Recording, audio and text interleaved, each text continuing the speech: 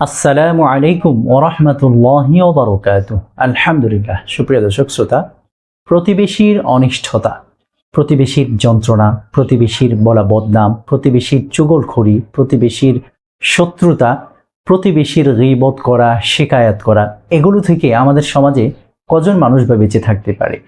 প্রিয় দর্শক, প্রতিবেশীর যন্ত্রণায় ভোগে না এমন মানুষ মনে হয় না যে পাওয়া যাবে। প্রতিবেশী যদি ভালো না হয় তাহলে সেখানে বসবাস করতেই মনে চায় না। মনে চায় এখান থেকে বাড়িঘর বেচে দিয়ে কোনো এক জঙ্গলে গিয়ে অথবা কোনো এক মরুভূমির মধ্যে গিয়ে যদি আমি বাড়ি করতে পারতাম, হয়তোবা আমি শান্তি পেতাম।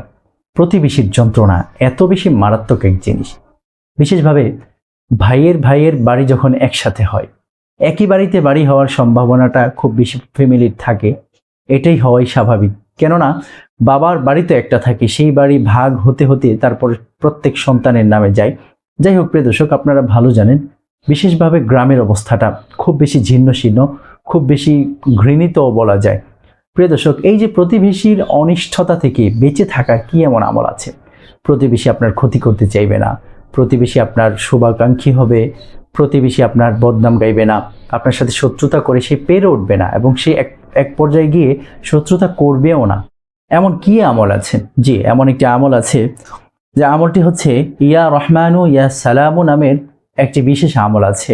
এই বিশেষ আমলটি যদি আপনি করতে পারেন, ইনশাআল্লাহ আপনি প্রতিবেশীর অনিষ্টতা থেকে হেফাজতে থাকবেন। আপনি প্রতিবেশীর যে যন্ত্রণা আছে সেই যন্ত্রণা থেকে হেফাজতে থাকবেন ইনশাআল্লাহ।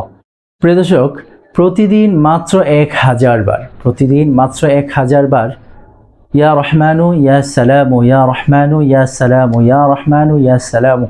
খুব বেশি সময় লাগবে না। ইয়া রহমানু ইয়া সালামু এখানে একবার হলো, ইয়া রহমানু ইয়া সালামু এখানে দুইবার হলো, অর্থাৎ দুইটি আল্লাহ পাকের গুণবাচক নাম একই সাথে পড়তে হবে। মোট 1000 বার আপনি পাঠ করবেন। যখন আপনি বেশি বিপদে থাকবেন অবশ্যই 1000 বার পাঠ করবেন। আর যখন আপনার বিপদ কমে আসবে নিরাপদ থাকার জন্য, তখন আপনি চাইলে একটা নির্দিষ্ট পরিমাণে পড়তে পারেন। অবশ্য 1000 বার পড়াই বেশি উত্তম।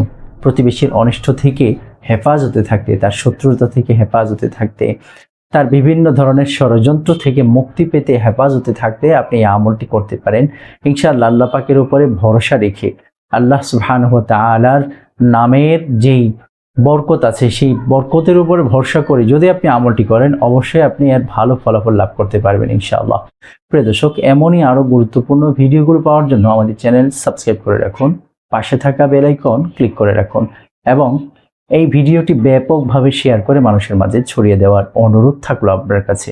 আসসালামু আলাইকুম ওয়া রাহমাতুল্লাহি ওয়া বারাকাতুহু।